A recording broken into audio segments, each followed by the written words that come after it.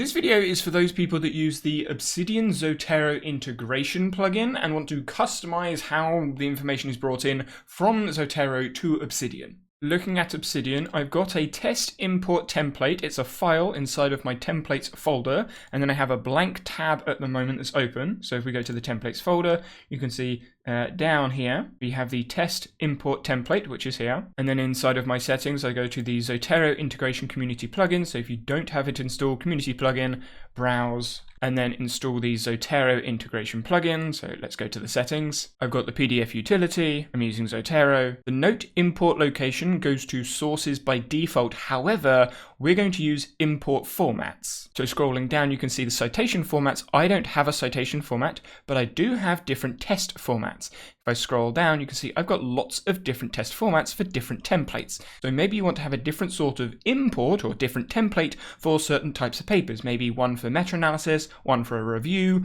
one for a commentary or a main paper. Maybe they want to be different. I don't know. It's up to you. But in this case, I'm just going to show you this test import format. And in this import, you can see the citation key is the output path. So even though I have the sources folder in the note import location, it's not actually going to go to my sources folder, which you can see is there. It's going to go to my main folder and then just call it citation key. Any images from Zotero will go into a folder with the name of the citation key and then name the image. And the image base is just image. I don't think that really makes much of a difference. And then you can see the most important part of this is the template file, which is what we're going to be customizing. And that's the templates test import template, which is what I just showed you. This completely blank file. So at the moment, it's not going to do anything. Now, if we have a look at Zotero, I've got lots of different items in here. If I go into an item, so a long-term rise and recent decline in intelligence, test performance, the Flynn effect in reverse. And here's what I did before. You can see I've added lots of different types of highlights. So at the top bar, we've got 3 different tools that we can use. We've got the highlight tool. So if I scroll down a little bit so you can see the difference,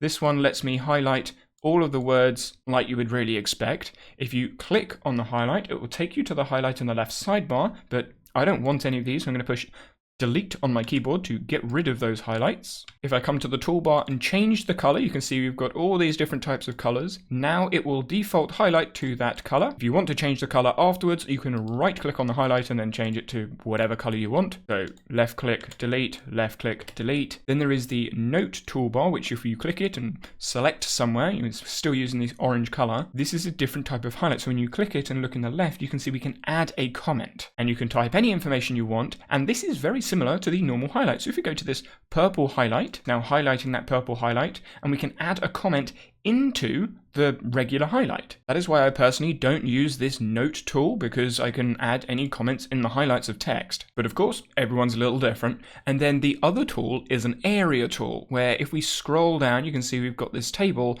I can highlight this entire area. And in the same way, if I click, it highlights that area, and now I can add a comment, and I can also add a tag. So each different type of highlight can have a comment and a tag added to it. And then looking at the top highlights, you can see we've got the highlight right here, and it's got a comment. That's what that little icon is there. It says, hey, you've got a comment on this highlight. Same with this Flynn effect. We've got a comment on the highlight. With this purple factors, although there isn't a comment, but there are 2 tags. So there is a done tag and a test tag. And let's go down to this blue one. Let's add a tag again. So let's say test. It's given me the default option. Yes, that's what I want to add. So now I've added a test tag to the blue highlight here as well. Now I want to bring all of that information into Obsidian. At the moment, the test import template is completely empty. I personally use hotkeys to do this, but we're going to go through the command palette so you can see how it works. Click on the command palette button, or Control P. Zotero, you can see my import, I have Control Shift Z as my hotkey, but we're using the test import, which is here. It's now awaiting item selection. Now, sometimes the Zotero search bar may be hidden, so there it is. And I'm looking for the Flynn long, so you don't actually have to type everything, just enough for Zotero to find it. So let's click there, enter, and you'll notice there is an import failed. And it's failed because it doesn't have anything to import. It can't import anything because the template is completely blank. However, it has brought in the images. So we go to the folder, have a look at the image. There's the first image that we had, and there's the second image that we had. They're the area highlights. So I'm going to right click and delete that folder because that's not what we want. And so inside of this template, we want to add information for Zotero to bring in, one, so it doesn't give us an error, and two, so we actually get information. So I'm going to go to the command palette again, Zotero, and then I'm going to go down to Data Explorer. And on the right hand side, we can preview import format. So we can preview any of those templates that we have, but I want to look for prompt selection. Again, we need to select a Zotero item for it to actually find anything. But now what it's doing is it's showing me all the different things I could bring in. So I could bring in the abstract note, or I could bring in all tags. If we go to the annotations, you see there's 16, I could bring in any of these annotations, or I could loop through and find annotated text, or attachment, or color category, etc, etc. So let's say I want to bring in the abstract note. Well, I can use the curly brackets, push that twice, so now I've got an open and closed curly brackets twice. Type in abstract note, because that's the information that it says inside of the Data Explorer. If we scroll down, let's see what else we want. So I'm going to want the title, and let's put that at the top, so I'll add a couple of spaces, curly brackets title, so now I've got the title. I also want the hashtags, so we've got hashtag test and hashtag waiting, and you can see there is already the hash before the tag, whereas if we were to go to the all tags, there isn't a hash. So I'll bring it in, but Obsidian will see the hashtags as Obsidian tags. The all tags will just be text. I also want the authors, so I'm going to put the authors. And then I also want to be able to link back to Zotero from Obsidian, so PDF Zotero link. Now let's close down the Data Explorer. Now we've got stuff in the template. It's already saved in the settings. So command palette, test, then long, enter, enter, and now we have the file. So if we move that over to the side, we can see there's the title. There's the title. There's the hashtags, which are Obsidian has recognized as tags. There's the all tags. There's the authors. There's the PDF link. And there is the abstract note. Now, what you may want to do is actually have something before this so you know what's what. So I'm going to add the word title and then a colon. Tags, I don't want the all tags. Now we've got title, tags, authors, Zotero link. And what I want to do is put this abstract note into a callout block of Obsidian. So going into the command palette and typing in callout, you can insert a callout, or if you know the markdown, you can put the greater than, square bracket, exclamation mark, and then whatever you want in there. So I've changed the title to abstract, and now what I want to do is cut and then paste abstract note into this callout. So now when we do the import again, you can see it's changed the file. So it's updated the file, it's removed the old one and updated it to what we want. So we've got title, we've got tags, it's got rid of the all tags, it's got the authors, got the link, and there is the abstract inside of a callout. Maybe you want this toggled shut, or you can put a minus to have it default close, or plus to default open. And so we go again, Control P, test, enter, then long, enter, enter, and now you can see it's updated the file, imported everything exactly the same, but now it opens and closes. Taking a look back at that Data Explorer, if we scroll down, we actually want annotations. And here we have the option to import formatted annotations, but we also have formatted annotations new. The new ones being the new annotations, this one just being the original annotations. So if I bring formatted annotations in and then import the information again, you can see the stuff at the top is exactly the same, but now we've got imported the date, and then we have all of the highlights with the color, yellow highlight. We have the link, which takes us back to that specific highlight in Zotero, then the comment, and as we scroll down, it's doing that for all of the different highlights. There's the image, and the image you can see is inside a quote. Now, if this is what you want and you just want formatted annotations being brought in, then you can leave it like this. Now, you can persist or keep information the same, but when you update or you do another import, it adds new annotations. So you don't lose the old ones, but you get the new ones.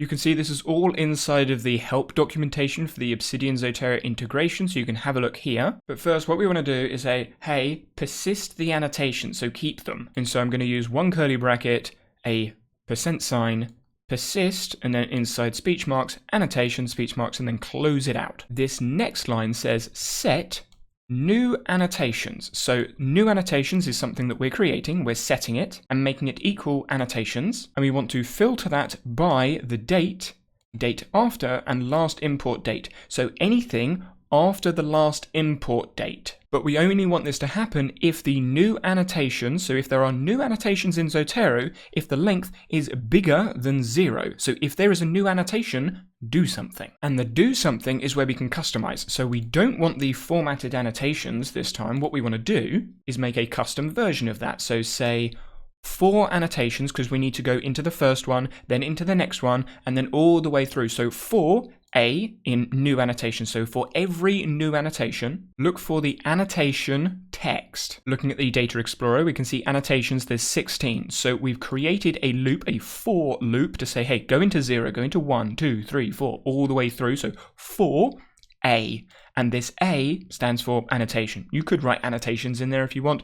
A is just shorter. And then if we go into A, we're now looking for annotated text. So A is say, hey, look for annotations. Then dot saying, okay, look inside of that and look for annotated text, which is this. And if you want, you can say a dot attachment, a dot color, a dot color category, which we'll get to later with more customization. But for now, let's leave it there. So end for, so this is starting the for loop, this is ending the for loop. And in between that, if there is a new annotation, add the annotated text as a quote block. But you can see we've started an if. So if this, but what after? We need to stop it. Just like we've stopped the for loop, we need to stop the if. So end if. And just like the persist, we've started it, we now need to end it. So end persist. And when we do another import, let's have a look. You can see we've now got this comment that says begin annotations. And that comment is from the persist. This is saying, okay, in here, we're beginning annotations. Here's all the annotations. But because we've only got annotated text, these ones which have the area don't come in because that's a different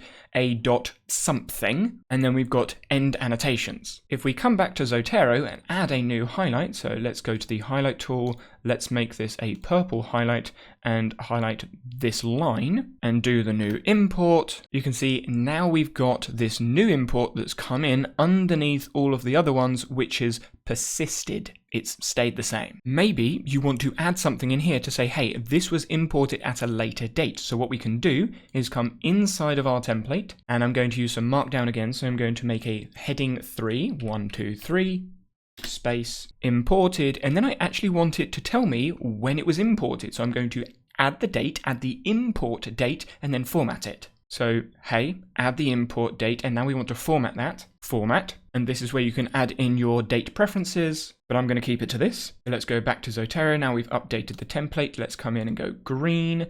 Let's add this one. We import the information again, and you can see now we've imported it again. We've now got another import that says, hey, you did this import, so I did this on this day.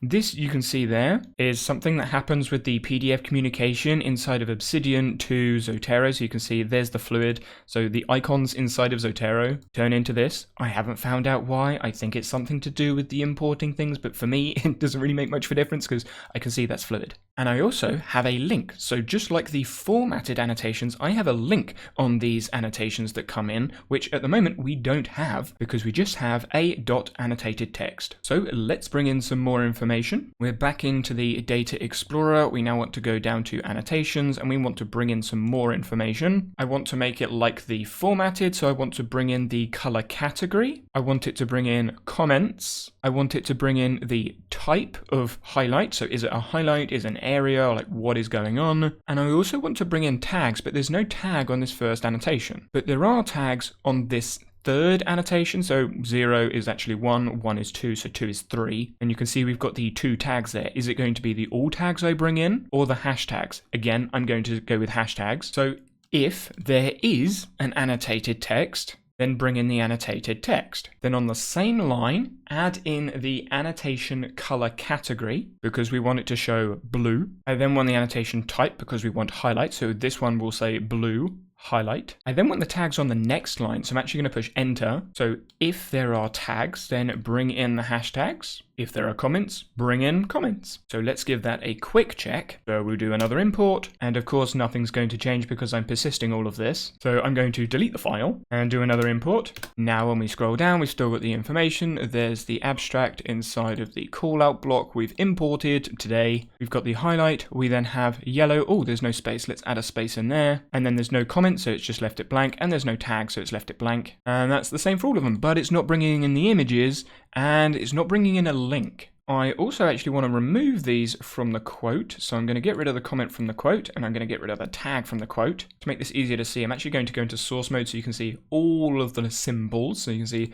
there's the hash symbols, there's the greater than symbol for the quote, and now I want to make a page link. So inside of Obsidian, a link is 2 square brackets, but this isn't going to be an internal link, because we're going to Zotero, so it's single brackets. I wanted to say page. I also wanted a space in between the category and the type, didn't I? So let's put a space there. And looking at the page, you've got page and then just the one, or page label 837. Which one you choose is up to you. I don't like 837 because this is actually page 1 of the article, not page 837 of the book that I got the article from. So I'm going to go a.page, and again I want a space in there, so it's going to come out with the word page and then input the number from the highlight, which will be 1, and that's what's going to show, but where I want it to link to goes into normal brackets, and that needs to be a link to Zotero, so that's the desktop URI. So to curly brackets, a.desktop URI. So now that should bring in the color with a space between the color and the type, then also add a link with a page, the page number, and then link to Zotero. The tags and comments actually being below and outside of the quote. So let's go Flynn Long, enter, open up the file it's brought in, let's scroll down, yep, so there's yellow, there's highlight, there's a space there, there's no space there, so I've missed that one, but we've got a link. If I click that, yes, it's taken me on the other screen to this highlight. You can see it took me there,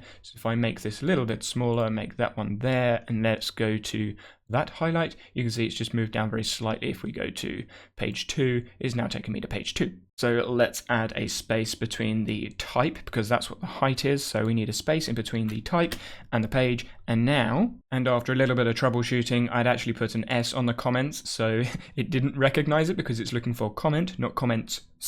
So comment, and then for the hashtags, I had tags instead of hashtags, so it's looking for tags and not hashtags, and the T was missing, the capital T was missing, so now I have the tags coming in and the comments coming in, which is all good. But what if you want to separate the colors? This is where I got some help from Amar Says and used parts of his template to help me understand how some of these macros work. So I'm going to leave the title, leave the tags, leave the authors, and leave the link, but now I'm going to remove all of this because I want to bring the highlights in, the annotations in groups. But first I need to set the Zotero colors. So all of these colors in Zotero, I want to set as the actual color. So this hex code is blue, this hex code is green. This is basically just telling Obsidian, hey, that's blue, that's green, that's purple, that's red, yellow, orange, gray, and magenta. Next, I want to set the color headings. So I want to separate all of the highlights by a color. So blue, green, purple, I want those colors, blue, green, purple, to have a heading. The heading, blue, green, purple, red. You can add whatever words you want here. I've just made it obvious. You can change it in the template, so you can add emojis. So yellow is a star, and maybe that's an interesting point. Orange, I'll just put an orange next to it, but customize to your heart's content. Next, I want a macro for callout headers. So these are the callouts that I was using, which is further up here. This is a callout. This is the callout header, and we're looking for type. So that's the type of highlight, and switch type. So if the highlight is a highlight, then it's going to show, at this case, light.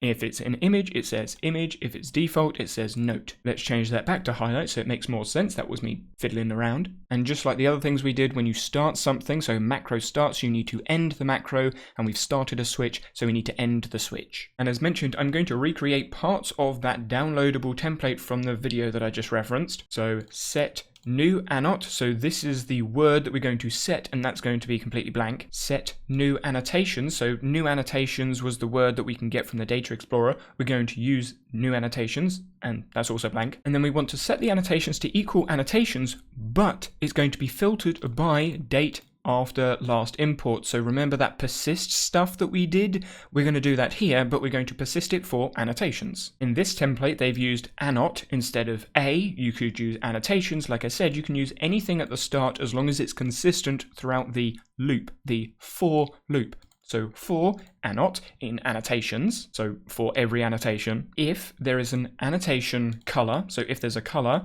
in Zotero colors, then set the custom color to equal the Zotero colors, which is the Zotero colors we have up here. See, we've got Zotero colors and Zotero colors. Else if the annotation color category in lower color heading. So that's the annotation color, but this is looking at the color category. Going back to the Data Explorer, the color, so this one here, the annotation color is this #FFD400, whereas this else if color category is actually yellow. And we want to set the custom color to color category. So essentially saying, make the custom color the Zotero color. If there is a color, if there isn't a color for whatever reason, then look at the color category and then make it the custom color. So it's kind of like a fail safe. If this doesn't exist, then do this, but most of the time it will.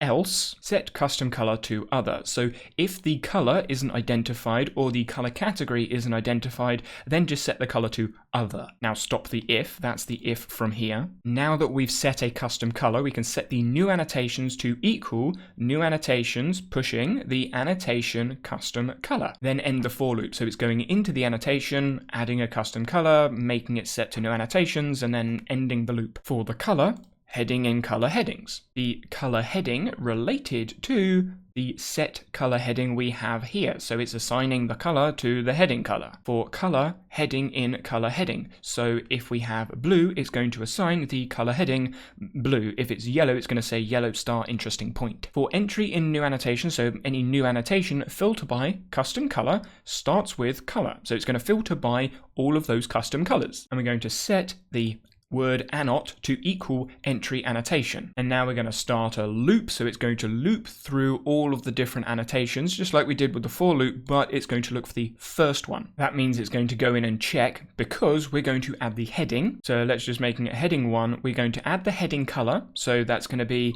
the interesting, whatever it is, the yellow interesting, red, purple, green, those sorts of things. It's going to add that, but as an actual heading, and it's going to bring in the color, and then it's going to end the if. So we don't want it to have a blue heading, then an annotation, then a blue heading, then an annotation, a blue heading annotation. We want a blue heading, then all of those annotations. So loop first, go through all of those blue annotations, then end. Then for this template, we're going to change it a little bit because we want to add the annotations this time inside of a callout, not just a quote, and we're going to use the quote callout instead of the note callout that we have up here. If we come into here, double click, you can see we've got note. Well, this time we're going to use quote, where we have the word abstract here. We want this to bring in the callout header, the annotation type, and then the link to those highlights. But that's just the top of the callout. Now we actually need the annotations to come in. So same sort of thing. If annot instead of a annotated text, bring in the annotated text. If there's a hashtag, bring in the hashtag, then end the if, and you can see this is in a quote, so it's going to connect to the callout. Here we want to bring in any images. So we haven't brought this in yet. So you can see image relative path. If we go to Data Explorer, go down to the annotations that's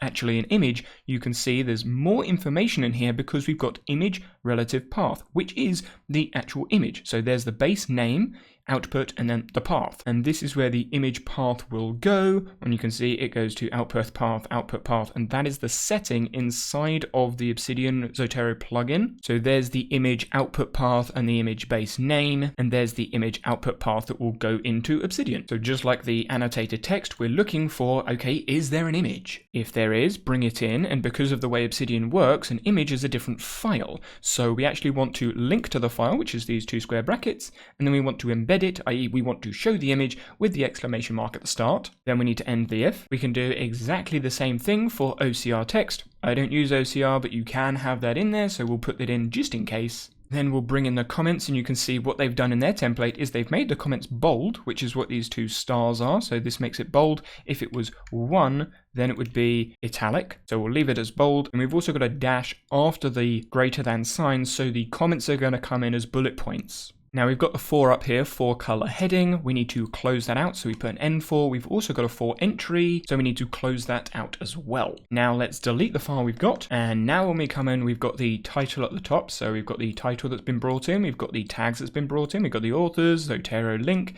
Now we've got the blue heading, and there's the highlight, there's the page, there's the years since Flynn test, blah, blah, blah. There's the green, there's the purple, there's the red, there's the yellow with the interesting point, there's the image, so you can see it's been embedded, there's the image, there's the highlight, there's our orange, there's the comment that just says notes, there's adding comment because obviously this was just a mock-up run through, and there's all of your highlights. I am noticing I'm missing the number, and that's because I had annotation instead of annot, so that was just a copy and paste error from me. And when I do the highlight again, now we've got the page number, which actually takes me to the page label because that's what I put in there. And then if we delete the label and do another import, it will change to page 2. I recognize that was a lot of information, but hopefully that helps you customize your template from Zotero to Obsidian. And as you can see, there are loads of different ways to customize this, and you can go all the way to wherever you want, or you could just have it very, very basic and simple. It's up to you. I personally just use one color, so all that macro stuff isn't useful for me, but maybe you want to do something specific. I don't know. Do let me know in your comment section below if you have any questions or struggles, or if I've made a mistake somewhere, and I'll leave it in the pinned comment.